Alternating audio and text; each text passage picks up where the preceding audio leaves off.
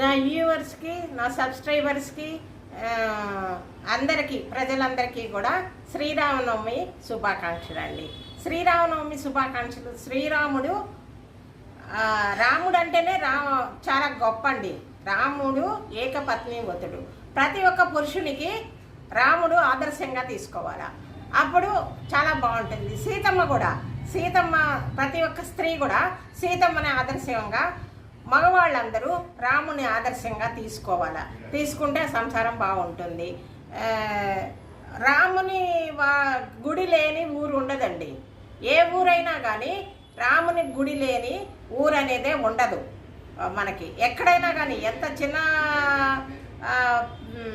ఊరైనా కూడా రామునిది మందిరం మాదిరన్నా ఉంటుందండి. పల్లెటూరులో చిన్న ఉంటుంది, అక్కడ కూడా రాముంది చిన్న మందిరమైనా ఉంటుందండి. రాముంది.